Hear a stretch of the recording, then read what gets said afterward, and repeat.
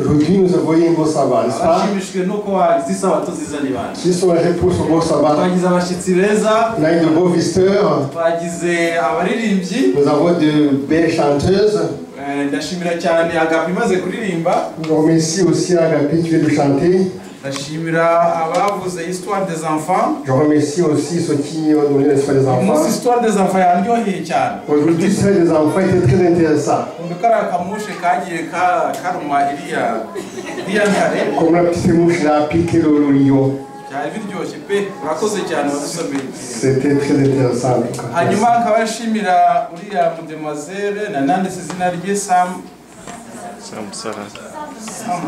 Je remercie beaucoup Mademoiselle Samsa. Avec son ami, avec son père Samson. En tout cas, il n'a pas pu chanter comme ça sans l'aide de son père, sans l'aide de ses parents qui l'a aidé. Ils ont gagné mobile. Igitego badutsinze nuko natwe tugomba kugira abana benshi nk'uko korowe n'abandi bana bamaze kuririmba abana bo kuririmba bose bakabashobora kuririmba kuri. En tout cas, il nous a donné un bon exemple ici à Urembo. Les enfants ici à Urembo doivent aussi apprendre à chanter comme eux. Ese abana b'Ururembo mwiteguye kuririmba namwe mukajya muhaguruka mukaririmbira Imana. Les enfants d'Urembo êtes-vous prêts pour jouer, pour jouer les instruments comme... Vous savez que Inès a déjà produit. Et celui-là aussi, je prends aussi des enfants qui sont encore petits. Je parle aux petits enfants qui ont écouté l'histoire des enfants. Je parle à vous, demandez ça à vous les petits. Quand on parle aux enfants, ça même temps on parle à les parents.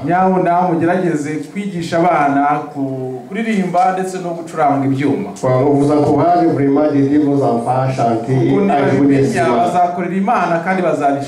Car ils sont capables de le faire, ils vont travailler pour le Seigneur. L'arbre, on dit que l'arbre doit être dressé quand il est encore petit.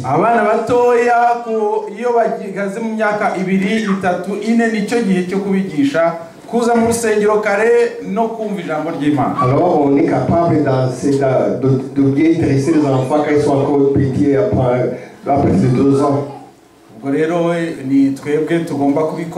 Alors nous les parents, c'est nous qui devons le faire.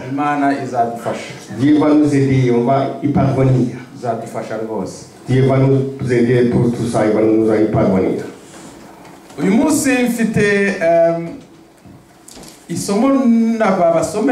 Aujourd'hui, nous avons le verset que vous avez lu.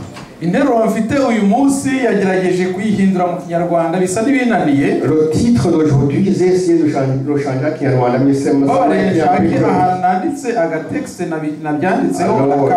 vois le texte où j'ai mis ces choses. Je vais en parler. On va prier d'abord. On va prier. Nongeye gushimira umwanya umpaye nk'umwana wawe kugira ngo nganire n'abavandimwe ku ijambo ry'Imana. Ntabwo byoroshye kugira ngo unyohereze message nanjye nyitange ntafite ubufasha bwawe. Niyo mpamvu musabye ngo umfashe kugira ngo igeza kubwira abana bawe bivuye kuri wowe aho kugira ngo bivuye mu kanwa kanjye. Kandi ibyo nza kuvugana n'abana bawe bize kudufasha twese mu buzima bwacu bwa Kristo. Data bana natwe twese ko tungana mu izina rya Yesu. Amen.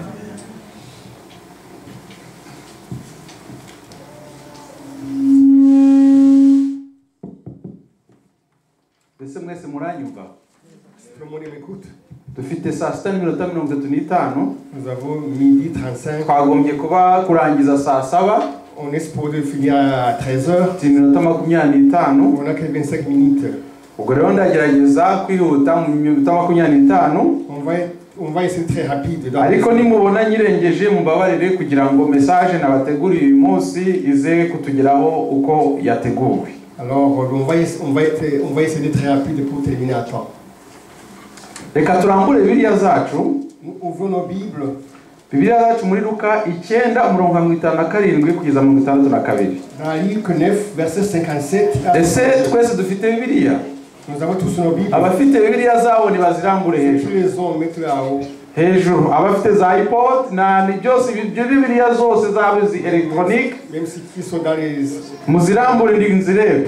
Montez vos Bibles s'il vous plaît. Murakoze cyane. Uyu munsi tugiye gusoma Bibiliya zacu. On va aller dans notre Bible. Tugiye kujya muri Luka. On va aller dans Luc. Luka 19. Luc 19. Luka 9. Luc 9. Murongo wa 57. Verset 57. Tugiye gutangira kuri 57. On va commencer par 57. Interuro iravuga ngo gukurikira Yesu ntibyoroshye. Le titre dit comment suivre Jésus. Gukurikira Yesu ntibyoroshye. Suivre Jésus n'est pas chose facile. Arakoze ko mu Kinyarwanda ngo comment suivre Jésus. Hano mu Kinyarwanda bavuze ngo gukurikira muri Bibiliya mfite gukurikira Yesu ntibyoroshye. À Kinyarwanda on dit suivre Jésus, mais à Kinyarwanda on dit suivre Jésus n'est pas facile, mais en français on dit comment suivre Jésus. Comment suivre Jésus. Arakoze. Bakiri mu nzira umuntu aramubwira ati ndagukurikira aho ujya hose. Pendant qu'ils étaient en chemin, un homme lui dit, Seigneur, je te suivrai partout où tu iras. Yesu aramubwira ati Jésus répondit, ingunzu zifite imyobo n'ibiguruka mu kirere. Les renards ont des tanières et les oiseaux ont des nids. Ndetse n'ibiguruka mu kirere bifite ibyari. Ariko umwana w'umuntu ntafite aho kurambika umusaya. Mais le fils de l'homme n'a pas où reposer sa tête. Bakiri mu nzira umuntu aramubwira ati quand on était en chemin l'homme lui dit ngiye gukurikira Yesu Kristo. Je veux te suivre Jésus. Yesu aramubwira ati ingunzu zifite imyobo. Jésus répondit, les renards ont des tanières. Ndetse n'ibiguruka mu kirere bifite ibyari. Mais les oiseaux aussi ont des nids. Ariko umwana w'umuntu ntafite aho kurambika umusaya. Mais le fils de l'homme n'a pas où reposer sa tête. Maze abwira undi muntu ati il a dit une autre personne, nkurikira, suis-moi. Nawe ati lui aussi il dit, databuja reka mbanze ngende mpambe data. Lui dit databuja. OK, il lui dit c'est ce que c'est 59. OK, 59. Il dit à une autre personne, suis-moi. Et il répondit, Seigneur, permets-moi d'aller d'abord ensevelir mon père. Verset 60. Yesu ati reka abapfuye bihambire abapfuye babo. Jésus lui dit, laissez les morts ensevelir leurs morts. Ariko weho genda ubwirizo abantu by'ubwami bw'Imana. Et toi va annoncer le royaume de Dieu. Nuko undi muntu nawe aramubwira ati et l'autre dit, ndibugukurikira databuja. Je te suivrai Seigneur. Ariko mbanze maze mare gusezera kubi wanje. Mais permets-moi d'aller d'abord prendre congé de ceux de ma maison. Ariko Yesu aramubwira ati Jésus répondit, nta muntu ufashe isuka ureba inyuma. Quiconque met la main sur la charrue ukwiriye ubwami bw'Imana ne regarde en arrière. Mu gifaransa baravuze ngo celui qui met la main à la charrue. Cyangwa se umuntu uri gucunga uri guhinga akaba afite bya bimasa bikurura ikimodoka noneho akarikura ikiganza ari guhinga. Celui qui est en train de cultiver la terre avec ses machines ou bien les chevaux ne veut pas laisser les machines et regarder en arrière. Nibyo tugiye kwigira hano mu kanya. C'est là dont on va parler. Imana ihimbazwe. Haleluya. Que Dieu soit loué. Imana ihimbazwe. Que Dieu soit loué. Aya masomo maze gusoma na amasomo yoroshye abantu bose bumva. Ces versets sont faciles à comprendre. Na amaraso ndetse na amasomo ashobora gutera ibibazo rimwe na rimwe mu bisubizo Yesu yagiye atanga. Ce sont les versets qui peuvent compliquer la vie d'aller répondre à Jésus. Kuko ibyo yagiye asubiza abagabo ce que Jésus répondait usanga bitandukanye n'ibyacu dutekereza ukwacu. Se diffère des réponses qu'on peut donner à nous-mêmes. Icyambere baravuga ngo bakiri mu nzira maze umuntu aramubwira ati ndagukurikira Yesu. Premièrement, ça dit en chemin quelqu'un lui dit Je suivrai Jésus, je vais te suivre Jésus. Abana abagabo batatu bavuzwe hano muri aya masomo. Il y a 3 personnes ici. Umugabo wa mbere ahuye na Yesu ari kumwe n'abigishwa be, Yesu ari kugenda ashagawe ari kujya Yerusalemu. La première personne rencontré Jésus était avec ses disciples, avec tout le monde qui suivait Jésus. Nuko abona Yesu ati ndagukurikira Yesu. Quand il a vu Jésus, il lui dit, Jésus, je vais te suivre. Navuga yuko yari umuntu washaka gukorerana ubushake, washaka gukorera Yesu. Je dirais que c'est quelqu'un qui voulait travailler volontairement pour le Seigneur. Ndetse uwo muntu agomba kuba yarafite impamvu ashaka gukorera Yesu Kristo. Je crois que ces personnes avaient la raison pour laquelle ils voulaient travailler pour le Seigneur. Akenshi iyo abantu bagiye muri za kamitingi cyangwa se iyo abantu babonye imbaga igenda hari umuntu uri kubayobora. Souvent, quand les gens vont dans des réunions, dans des meetings avec une personne qui les dirige, il y a des gens qui regardent tout simplement, qui suivent tout simplement, sans sachant quoi faire, ou même où ils vont aller.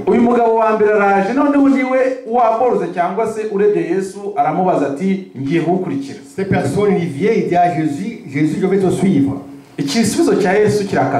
La réponse de Jésus est vraiment la réponse que Jésus va lui donner. Jésus lui dit, au lieu de le dire suis-moi, on s'attendait. Jésus veut les gens qui le suivent. Si Jésus vient prier ici, akinjira hano mu rusengero, ikintu cya mbere dukora ni ukumuhita bakicara. La première chose c'est l'accueillir. Avuze ati nzajya turirimba muri korali, Imana ishimwe. S'il dit que je vais chanter à la chorale, on va être content. Avuze ati ngiye kuba umudiyakoni kazi cyangwa umudiyakoni, haleluya, ni byiza cyane. S'il dit que je vais être diacre ou diaconesse, on va être content. Yesu ariko agiye gusubiza ikibazo gikomeye. Jésus va donner une réponse un peu compliquée. Ingunzu zifite imyobo n'ibiguruka, ingunzu zifite imyobo. Des renards ou des tanières. Inyoni zifite ibyari. Les oiseaux des nids. Ariko ngewe nta hantu mfite ho kuba. Mais moi je n'ai pas vraiment reposé ma tête. Kuki Yesu yashubije ikibazo? Pourquoi Jésus a répondu ainsi? Nukuva ko yaciye intege uriya mugabo washaka kumukurikira, sibyo? Il a découragé. Ushaka kumukurikira ariko ntaho mfite ho gucumbikira. Mais tu veux me suivre, mais je ne sais pas vraiment, je n'ai pas où te mettre. Ushaka kumukurikira ariko nta mafaranga nzaguha yo kugutunga. Tu veux me suivre, mais je n'ai pas déjà pour te faire vivre. Yesu yabonye uriya mugabo. Jésus a trouvé cet homme. Asanga uriya mugabo agomba kumenya impamvu agiye gukurikira Yesu. Alors Jésus, il a vu la raison pour laquelle l'homme veut suivre Jésus. Yashatse kumwereka yuko gukurikira Yesu atari fani, atari gushongera ngo umuntu akurikira agiye gukurikira gusa. Jésus veut lui montrer que suivre Jésus ce n'est pas un jeu. Ntabwo ari ugukina ngo ni ibintu byo guseka cyane, ahubwo ni ibintu bisaba yuko umuntu akurikira ko Yesu yimazeyo. Ce n'est pas de badiner, c'est vraiment très sérieux que vraiment tu veux travailler pour le Seigneur. Ntabwo ari option yo kuvuga ngo ngiye gukurikira Yesu uyu munsi, ejo bundi ntabwo nzamukurikira nzikorera ibindi. Ça veut dire que ce n'est pas suivre Jésus et après quelques jours et puis tu vas quitter Jésus. Ni ukuvuga yuko uyu muntu agomba kumenya impamvu agomba gukurikira Yesu kandi akamenya na implication zizaba nakurikira Yesu. La personne devrait savoir la raison pour laquelle il allait suivre Jésus et ce qui en découle. Muri iyi société turimo, dans la société dans laquelle nous vivons, hari ibintu byinshi usanga abantu bakurikira Yesu igice kimwe batazi impamvu ari gukurikira Yesu. Il y a des gens qui suivent aveuglément. Bagakurikira Yesu ari gushungera. Ils vivent comme ça sans batazi yuko gukurikira Yesu ari ikintu gisaba sacrifice ikomeye cyane. Sans savoir que suivre Jésus c'est se sacrifier. Usanga nk'ubu ibyo ingo zifite ibibazo byo kubana abagabo n'abagore. Des fois il y a des problèmes dans des familles. Ugasanga hari ikibazo cy'abantu batazi niba itorero ribaho cyangwa ritabaho. Il y a toujours les gens qui ne savent pas pourquoi il y a une église.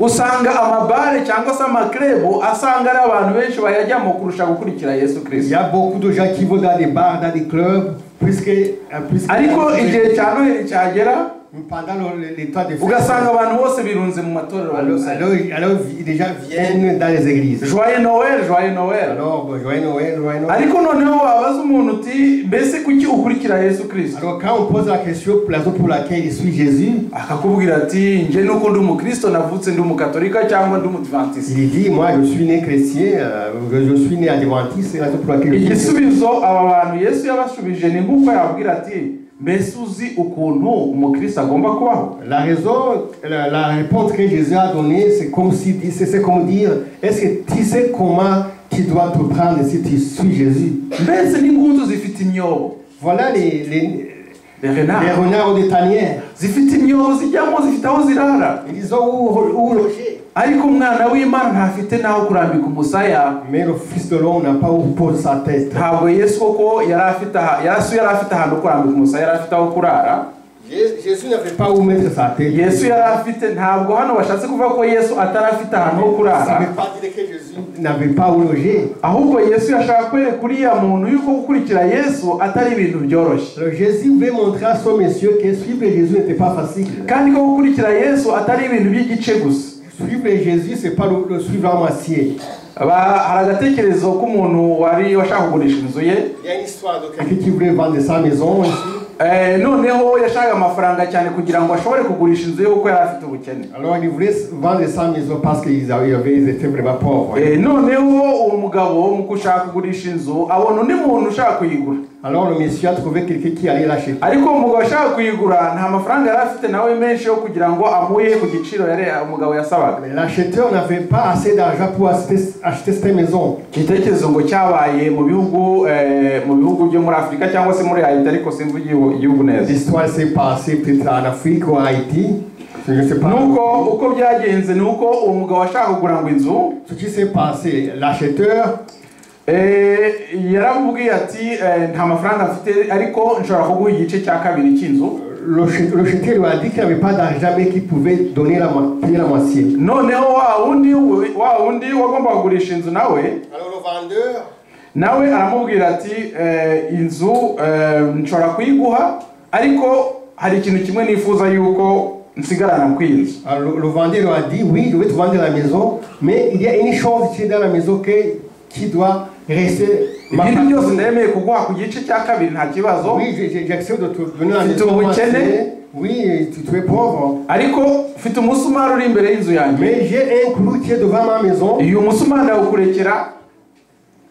Uwo musumari ndawinzu gusigira umusumari. Alors je vais te donner la maison mais je dois garder la clou.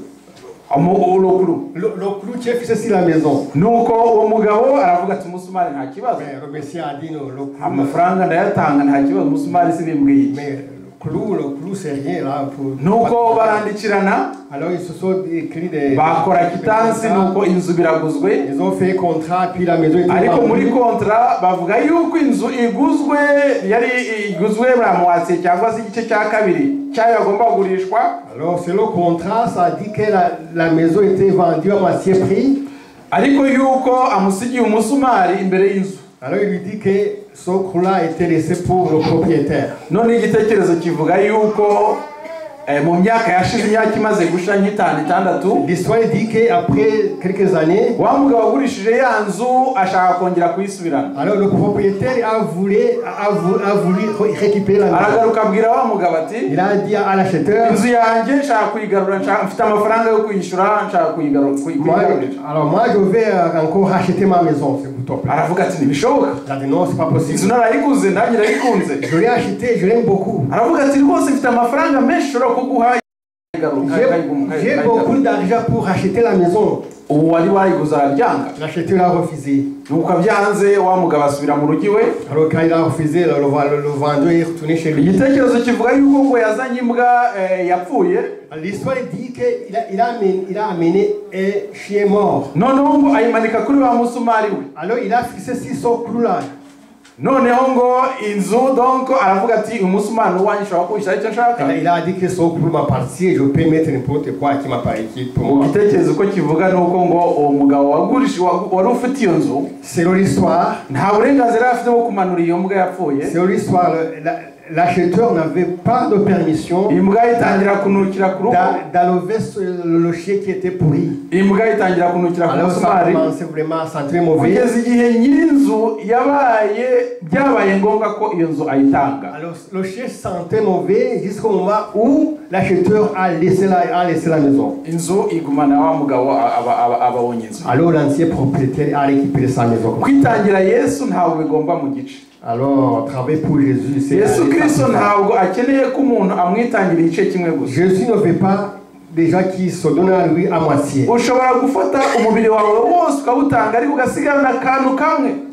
Tu peux donner tout ton corps, mais un petit rien. Ce petit rien peut t'empêcher de suivre Jésus. dukomeje ubyo isomo ryacu rikurikira continuer dans notre verset ngo maze abwira undi muntu ati inkurikira 59. Et puis à 59 il dit à une autre personne suis-moi. Abwira undi muntu ati inkurikira. Il lui dit suis-moi. Noneho wa muntu mwibuka ko uwa mbere niwe wabwiye Yesu ko ashaka kumukurikira. Vous vous rappelez de l'histoire, c'est la personne qui a demandé à Jésus qu'il veut le suivre. Murankurikira. Vous me suivez? Uwa mbere niwe wabwiye Yesu ati shaka gukurikira. La première personne, c'est lui qui a demandé à Jésus qu'il veut Yesu yamushubije ate? Qu'est-ce que Jésus a répondu?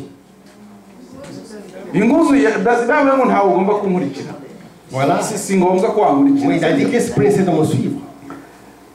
Uwa kabiri ni umugabo wa kabiri uje. La deuxième personne aravuze ati ni Yesu noneho umusabye kumukurikira. La deuxième personne c'est Jésus qui lui demande de le suivre. Yesu amusabye kumukurikira. Jésus demande. Yesu aramubwira ati nkurikira. Jésus lui dit de le suivre. Noneho wa mugabo ni ushubije Yesu noneho. Alors le monsieur répond à Jésus. Ashubije Yesu ati databuja reka mbanze ngende mpambe data. Alors il répondit Seigneur, permets-moi d'abord d'aller ensevelir mon père. Reka mbanze nge guhamba data. Laissez-moi d'abord aller ensevelir. Ese umugabo yari afite rwose igisubizo yari afite cyari kibi. Est-ce que sa réponse était mauvaise? Cyari kibi. C'était mauvais? Ntawe cyari kibi. Non, c'était mais il y avait un problème. Son papa était mort. Jésus lui dit de me suivre. Le monsieur lui dit Seigneur, laissez-moi d'abord aller enterrer mon père. Mais je m'attendais à ce que Jésus dise je suis vraiment désolé, ton papa est mort. C'est cela qu'il dit. Alors voilà son condoléances mu gifaransa. Il devait donner ses condoléances. Ama message arafizinga kuri Facebook cyangwa kuri WhatsApp y'umuntu agize ibyago guhumuriza umuntu. Alors quand quelqu'un a perdu un membre de la famille, il y a des messages de condoléances. Yo réflexe dufite ku bantu. Voilà le réflexe de. Ariko na hantu mbona byanditse mu Bibiliya Yesu yavuze ngo Paul. Alors Jésus n'a pas donné ses condoléances. 60 Verset 60. Yesu ati Jésus dit reka abapfuye bahambe abapfuye babo. Jésus dit laissez les morts ensevelir les morts. Cyangwa se reka abapfuye bahambe abapfuye babo nibyo. Laissez les morts ensevelir les morts. Mbese Yesu yatutse uyu mugabo. Est-ce que Jésus a injurié son monsieur? Mbese Yesu yatutse umugabo. Est-ce que Jésus l'a injurié? Abemeza ko Yesu yatutse umugabo ni bande? Qui dit que Jésus l'a injurié? Hari abashize amaboko hejuru. Abatabyemeje ni bande? Alors qui sont gens qui disent non. Umugabo agize ibyago. Le monsieur a des problèmes. Umugabo amusanze mu nzira nta nubwo ari umugabo umusabye kumukurikira. C'est pas le monsieur qui a demandé à Jésus de suivre. Yesu umusabye kumukurikira. C'est Jésus qui a demandé à son monsieur de suivre. Ni recrutement. Alors Jésus le recrutait pour aller travailler pour lui. Aramubwira ati nkurikira umugabo. Il lui dit suis-moi monsieur. Ndifuza gukurikira koko. Mais le monsieur dit moi je veux te suivre. Ndabishaka rwose. Oui, je veux te suivre. Ariko nshaka kujya gushingura umubyeyi wanjye. Allez d'abord laissez-moi aller enterrer mon père. Yesu aravuga ati reka abapfuye bahambe abapfu babo. Jésus répondit laissez les morts enterrer les morts. Mbese si igisubizo gikaze cyane. C'est une réponse compliquée. C'est compliqué, hein? Une réponse difficile. Abavuze yuko Yesu yavuze nabi. Ceux qui disaient que Jésus a mal parlé, bashobora kuba bafite raison. Il peut avoir raison. Ndetse n'abavuze yuko atavuze nabi. Ceux qui disaient que Jésus n'a pas mal répondu, nabo bashobora kuba bafite raison. Et aussi ils ont raison. Ariko ni kubera iki Yesu yasubije aya magambo akarishe gutya? Mais pourquoi Jésus a parlé ainsi? kuki yasubije amagambo ameze gutya? Pourquoi Jésus a répondu de la manière? Ikibazo nuko uyu mugabo, la question est que ce monsieur, priorité ze ntabwo yazishyize ku murongo w'Imana. Alors ces priorités, ce n'était pas vraiment travailler pour Jésus. Sinzi ukuntu nakwita priorité mu Kinyarwanda. Je pense que c'est priorité mu Kinyarwanda c'est quoi? Icy'ingenzi, si byo? La priorité. Ntabwo priorité y'uyu mugabo, sa priorité ntabwo yajyanye na priorité y'Imana k'uwo mugabo. Ses priorités ne concordaient pas avec les priorités de Jésus. Priorité y'uwo mugabo cyangwa se icyangombwa k'uwo mugabo, alors ce qui était important à son monsieur, kwari ukujya gushyingura umubyeyi we. C'était d'abord aller enterrer son père. Priorité y'Imana, alors la priorité de Dieu, kwari ukugira gute? Yamubwiye ngo iki nyuma yaho. Alors la priorité de Dieu, ariko weho genda ubwiriza abantu iby'ubwami bw'iki bw'Imana. La priorité de Dieu, c'était lui dire d'aller prêcher la parole. Habaye controverse za priorité ebyiri. Il y a des contradictions ici. Habaye priorité y'Imana, il y a la priorité du Seigneur, habaye priorité y'umuntu. Et celui de l'homme. Iyo umugabo ni ukujya gushyingura umubyeyi we, kandi koko ni ikintu gikomeye cyane. Pour cet homme, c'était aller enterrer son père. Y'Imana ni ukujya kubwiriza ubutumwa. Pour Dieu, c'était aller prêcher.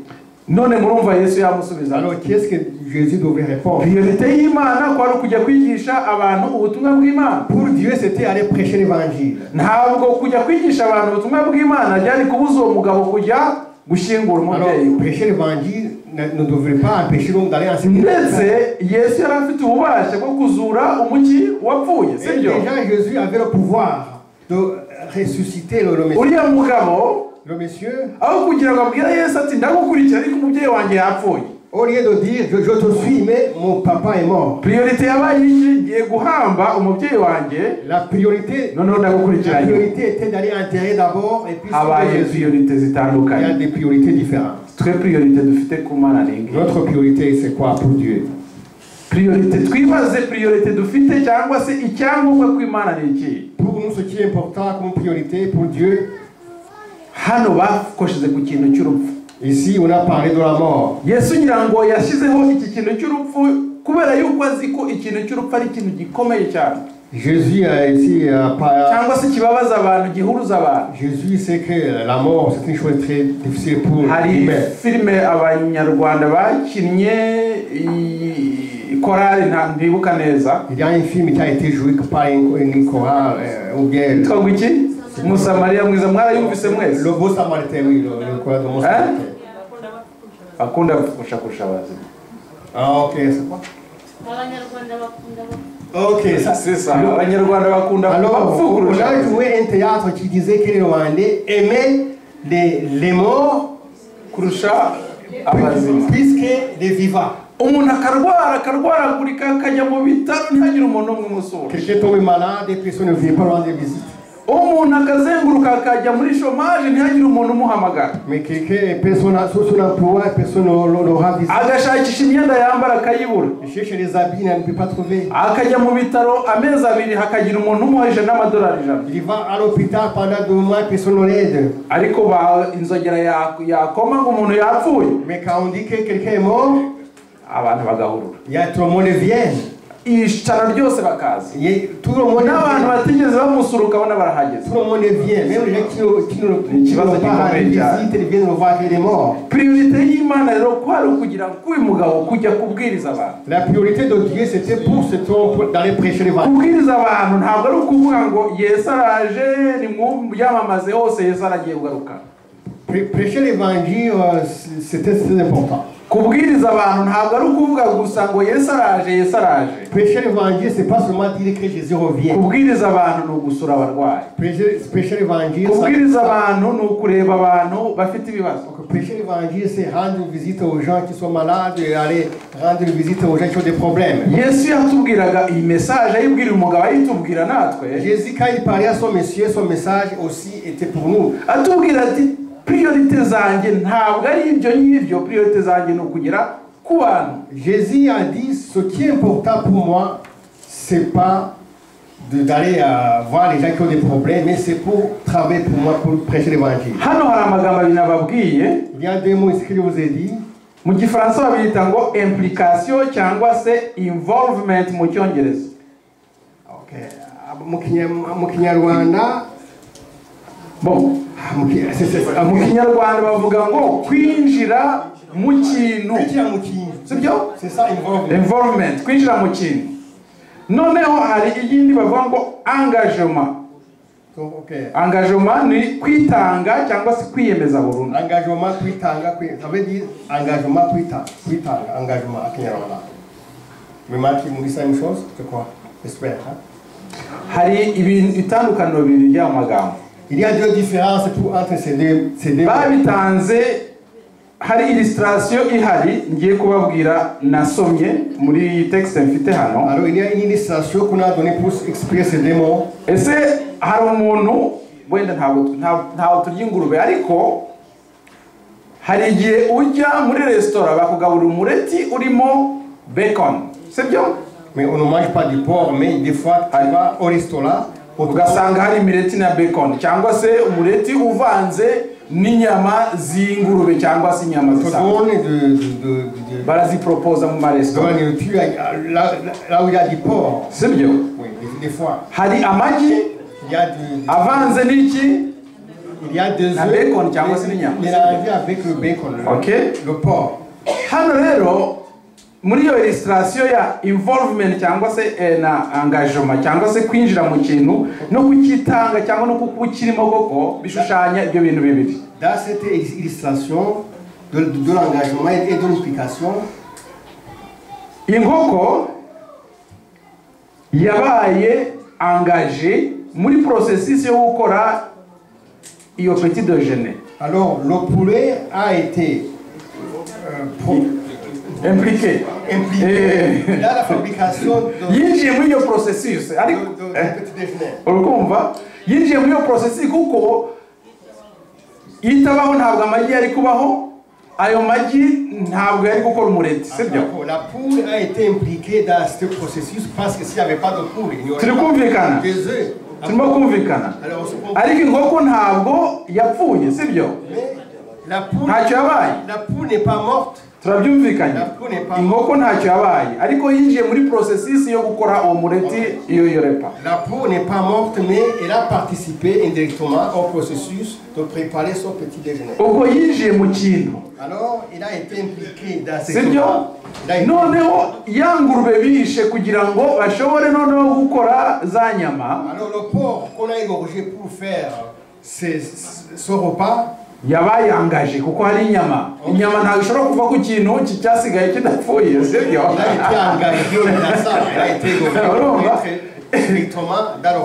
Inkoko yabaye impliquée,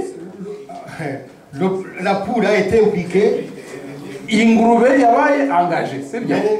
Le porc, le cochon a été engagé. Kubera yuko ingoje yinjiyemo pe yose. Parce que le porc était directement dans son repas. Ariko inkoko yagize iteyo yagiye muri processus. A été impliqué indirectement parce que hari itandukano rikomeye cyane rero muri ibyo bintu bibiri. Il y a différence entre ces deux. Ku buzima bwa Kristo. Pour la vie chrétienne. Hari ukwinjira mu Kristo koko ukabwinjiramo. Il y a l'implication pour chrétienne. Bishatse kuvuga yuko igihe baguhamagaye gukora umurimo w'itorero waza ugakora. Ce qui veut dire si on t'appelle pour le travail du Seigneur, tu dois venir et participer. Igihe bakozivuna ushobora kugenda ugatanga za district ugatanga ma pamphlet. Quand on fait l'évangélisation, tu peux participer. Igihe baguhamagaye ushobora kuza ugakora akazi. Quand on t'appelle de faire n'importe quoi à l'église. Ariko nta kintu kikwangaja muri icyo kintu runaka ushobora kukiva mu gihe ushakiye. Mais il n'y a pas d'engagement, tu peux laisser ça à un moment. Ushobora kwisibira uko ushaka, ushobora kwigira aho ushaka, ushobora guterana aho ushaka.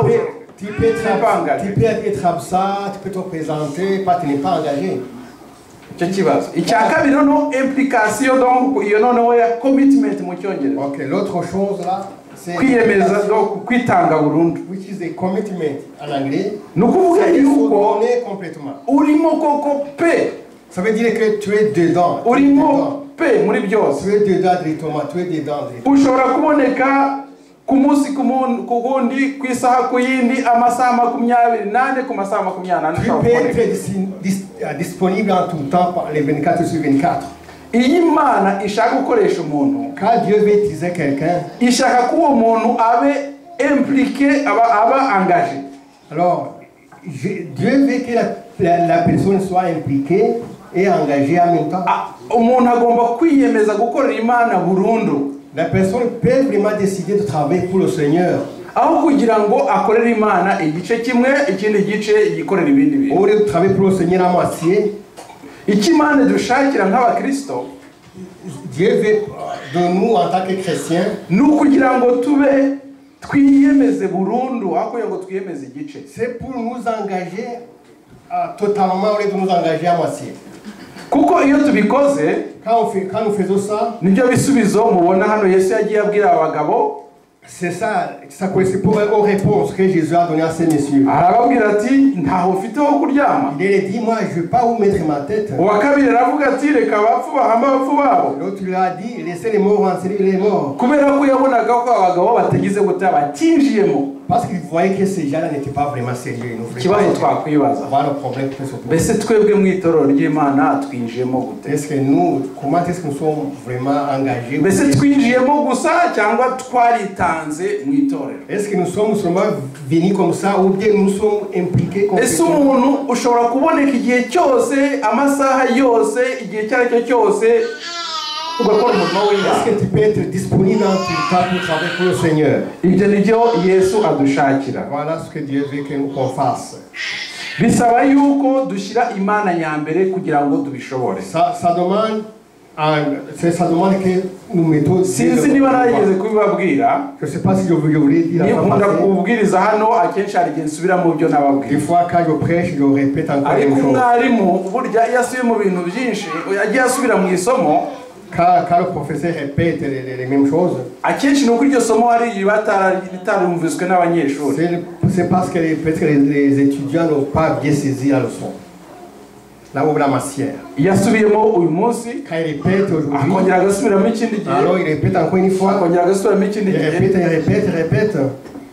hari ushobora kuba atarumviswe.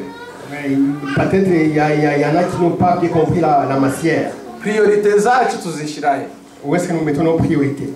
Priorite ya mbere igomba kuba Imana. Notre première priorité doit être Dieu. Numéro 1. Ça doit être numéro 2. Ni ukuvuga ko ikintu cyose porogaramu ikorwe ntigomba gusumba iy'Imana. Alors, nous devons mettre comme priorité les programmes de Dieu. Ni ukuvuga ko niba mfite porogaramu igomba kuza igakandagira iy'Imana, Si jamais j'ai un programme qui va remplacer le programme de Dieu, iyo porogaramu ngomba kuyikansoringa. ce programme doit le X laisser. kuri iyo porogaramu. Je dois le laisser. Porogaramu y'Imana ikajya mbere. Priorite numéro 1. D'abord Dieu et après. Hagakurikiraho priorite y'Imiryango y'umudamu. Il y a Ubwo afite abagabo, kuri umugabo, kuri ufite abagore. Après ça, il doit y avoir aussi les priorités des familles. Noneho bikaza kubana gutyo gutyo. Alors ça va ensemble. Ikibazo cyabaye ni uko amapriorite yagiye ahindagurika cyane. Le problème, c'est que les priorités ont beaucoup changé. Muri iyi sosiyete y'ubu ngubu Dans notre société actuelle, ushobora gusanga priorite ya mbere ari abana. tu peux voir que la première priorité, ce sont les enfants. Umwana agomba kugira activité samedi matin à 9h. Les enfants doivent Ugomba kujya muri natation. Les enfants doivent aller en natation. Oh, ntawe njya gusenga. Alors je ne veux pas aller à l'église. Ugomba kujya muri natation. Alors je dois aller amener l'enfant en natation. Hari Halloween igiye kuba ejo bundi. Il y a la nuit qui va passer. Oh, ngomba kumujyana mu ibi ngibi. Je dois l'amener là-bas. Priorite ya mbere ibaye La abana. première priorité, Usimbutse priorite ebyiri hejuru. alors tu laisses les priorités Imana, de Dieu, umufasha, abana, l'époux et les enfants, les autres familles. et les autres familles. Hari n'abagira priorite bagasanga bazishyize mu mafamiye yandi aho kugira ngo bashyire ku muri famiye zabo. Il y en a qui ont des priorités dans d'autres familles au lieu de les mettre dans les familles. Ikibazo kibaye ku muntu uri Kamembe. Alors le problème, ça se passe à quelqu'un Waje telefone uhamagaye Kamembe. alors quelqu'un appelle. Umugore wawe ari kuri utanamuhamagaye. Alors que ta femme est là et que tu ne l'appelles pas. Ikibazo gikomeye cyane. C'est un grand problème. Priorite zacu ziri he? Nos priorités sont où? Ariko Imana niyo igomba kuba number 1 priority. Mais Dieu doit être le premier dans nos Igihe priorités. tugiye kwemveresa ama priorite rero, Quand on va inverser les priorités, aho ngaho turacanirwa. ça va être un problème. Ugasanga ikibazo kirabaye. Alors il y a un problème. Ugasanga ikibazo kirabaye kuko priorite twazise hatariho. Alors Quand on inverse les priorités, ça peut être... ntabwo n'isaha irageze mumbabarire ngiye gusoma isomo rya nyuma. On va lire le premier. 62 tuhasome. On va lire 62 verset 62. Verset 62.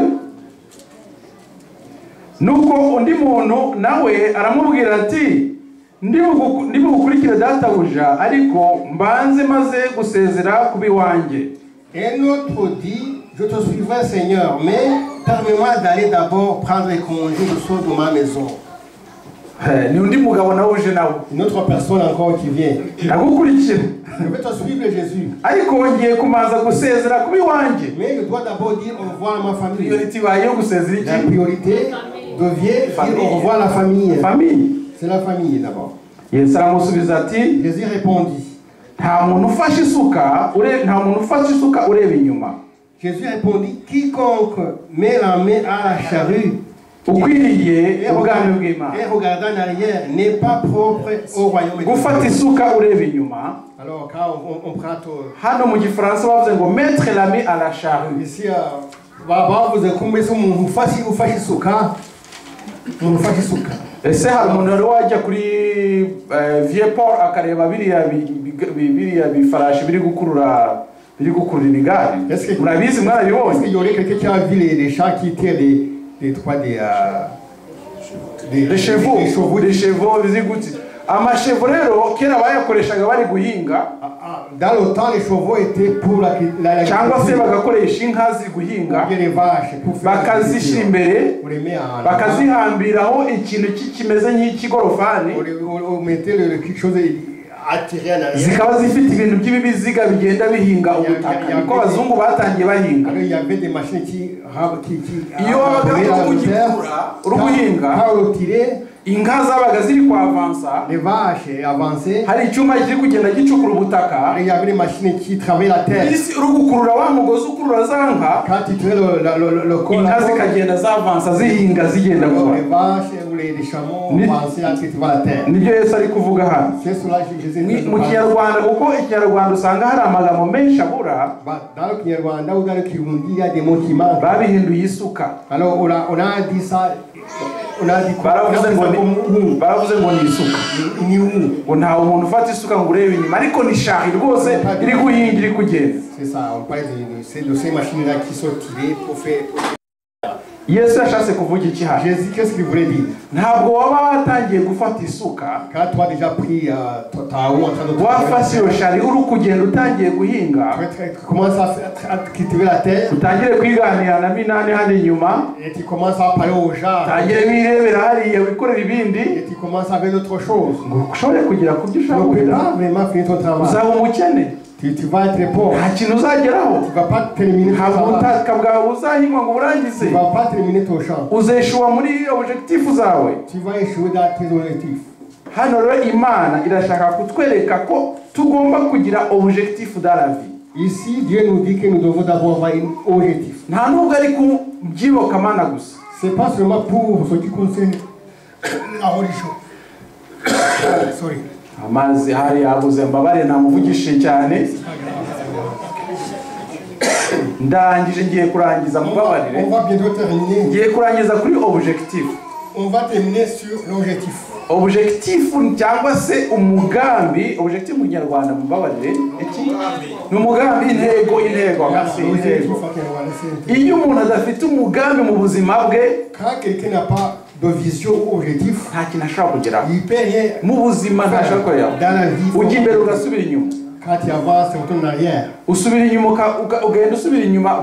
Ikibazo cya pastor ejo bundi saba dishize. Vous rappelez des prédications dont on a passé la fois passée. Iyo udafite vision cyangwa kugira objectif ushaka kugera. Quand tu n'as pas de vision ou objectif, nta kintu ushobora kugeraho. Tu ne peux rien faire. N'ururembo narwo rugomba kugira objectif. Tout avoir l'objectif. Dufite objectif yo kubaka urusengero hashize imyaka 10.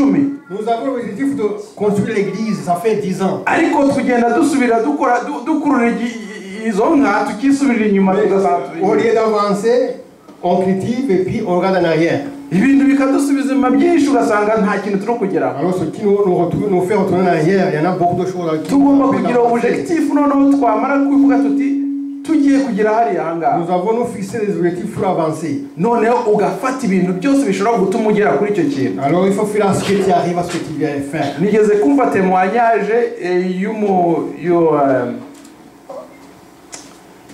y'umudamu ambabarire umunsi avuga ati nashatse kuza gusenga mbura ukuntu nza gusenga kugeza igihe mbonye umuntu ambwira ati nzaza kurangira ahantu runaka. Quelqu'un avait témoigné son matin qu'il avait voulu aller prier jusqu'à ce qu'il n'avait pas trouvé. Narindi inyuma ariko nakurikiye. Jusqu'au moment où la personne m'a dit qu'elle peut trouver une place pour prier. Ariko nukuvuga ko yari afite objectif yo kuza gusenga. Elle avait l'objectif d'aller prier. Agashakisha ahantu yaza gusengera ariko akahabura. Il n'avait pas trouvé où aller prier. Action yakoze nizihe no. Alors qu'est-ce qu'il a fait? Fata téléphone. Il a pris le téléphone. Ahamagara abantu. Il a appelé les gens. Abwira runaka se ntabuza ahantu abantu basengera. Il demandait aux gens où est-ce qu'on peut trouver où aller. Guhamagara ashobora kuba yonde yarawe yatumona tirika dati nta adventiste baba muri iki gihugu. Peut-être il y en a qui ont dit ici il n'y a pas d'adventiste. Ibyo bintu biraba rero muri umuntu afite objectif. Ça livre quand quelqu'un a un objectif. Hari ikintu kigenda kikubuza kugira ngo uyigereho. Il y a des choses qui t'empêchent d'arriver à. Izo forces zigenda zikubuza kugira kuri objectif. Ces forces là qui t'attirent derrière.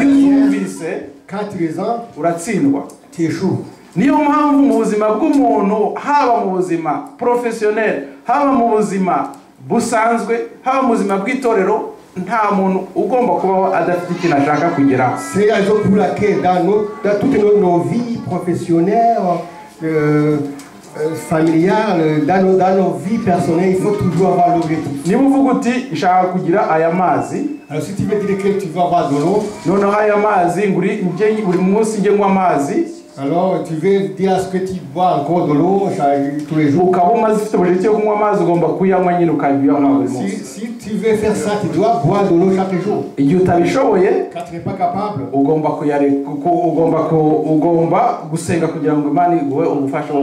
dois prier à Dieu de t'aider à boire de l'eau. Quand tu n'es pas capable, tu ne dois pas arrêter. Tu dois arriver au-delà de ça. Tu dois toujours continuer.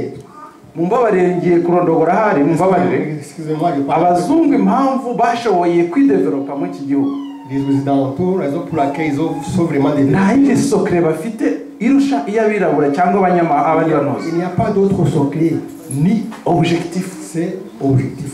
Ikintu cyose iyo bakigezeho bagomba gukora innovation kugira ngo bafate ikindi kintu. Quand ils arrivent à quelque chose, ils vont toujours développer. Muzareba amamodoka muri 60 uko ameze. Voyez les véhicules des années 60. Mureba muri 65 uko ameze. Mureba muri 70 bagenda bahindura amamodeli bahindura. Chaque année on change de modèle chaque année. Kandi izo modoka zikora ikintu kimwe. Et ces véhicules font la même chose. Kubera iki? Pourquoi? No kugira ngo bashobore nyine kugurisha bashobora kwidevelopa. Pas ils vendre et se développer plus. Bahora bashaka ama objectif bagera. Toujours voir l'objectif. Iyo umuntu adafite objectif rero ntabwo agera ku bintu bigaragara. Quand on n'a pas d'objectif pour s'améliorer, on n'arrive à rien. Ngiye kurangiza ku gatekerezo. On va bien terminer l'histoire. Umugabo witwa Luciano Pavarotti w'umuririmbyi ukomeye cyane. Il y a un monsieur qui s'appelle Luciano Pavarotti. Igihe yari umwana muto yagiye mu ishuri yimwigisha kuririmba ndetse no. En tout cas, c'est un bon chanteur. C'est no muririmbyi ukomeye cyane. C'est un grand ténor. Yaririmba tenor rakoze cyane. Yitwa Pavarotti Luciano. Pavarotti Luciano. Muze gukora recherche Luciano. Allez sur YouTube là, vous cliquez sur lui. Alors il va chanter, il chante très bien. Rakoze cyane, rakoze kumugira. None umugabo son monsieur Luciano, yagiye kwiga mu ishuri akiri umwana muto abwira se ati shaka kujya kwiga kuririmba. Il a dit à son père qu'il voulait aller apprendre à chanter. Ariko noneho ngiye no kwiga kuba umwarimu. Et puis il lui a dit je vais apprendre à chanter en même temps être aussi enseignant. Umugabo aragenda yiga ubwarimu. Le monsieur est allé apprendre à ariko arangije yiga no kuririmba. Après il a appris il a appris l'enseignement et puis il a appris comment chanter en même temps. Noneho amaze kubona diplôme, après avoir eu son diplôme, nuko abura icyo kwabura ko ahitamo nkuko abana benshi kigiye babura ukuntu bahitamo. Alors il y a eu un balade au choix. ce qu'il devait faire comme parmi nous, il y en a qui ont une barre de choix pour choisir. Abwira se ati papa, il a dit à son père, nzi kuririmba, je sais chanter, ariko nkunda no kwigisha. mais j'aime vraiment ça. None se ngora iki Qu'est-ce papa? qu'il doit faire, papa? Papa baramubwira ati, Son père lui dit, ati fata intebe ebyiri ziri hariya. alors prends deux chaises. Umuhungu afata intebe ebyiri. Alors il a pris des chaises. Ati noneho yicara hagati y'izo ntebe ebyiri. Elle lui a dit, assis-toi entre ces deux chaises. Ise yari yazitandukanye cyane ku buryo izo ntebe zari zifite umwanya hagati. Alors son papa avait séparé les chaises pour qu'entre les chaises il y a une unité. Agiye kuzicaramo agwamo hagati. Quand il voulait s'asseoir, elle est tombée. Amubwira ati, Il lui a dit, iyo ufashe ibintu bibiri hagati ntugire ikintu kimwe kiri imbere, quand tu dois deux choses en même temps et puis tu ne choisis pas entre les deux choses, amaherezo uragwa. finalement tu vas tomber. Amaherezo uragwa. Finalement tu vas tomber. Uwo muhungu afata umugambi yo kuririmba. Le monsieur, il a choisi de chanter. Ahitamo gufata intebe imwe ayibambura. Il a pris une chaise à la fois.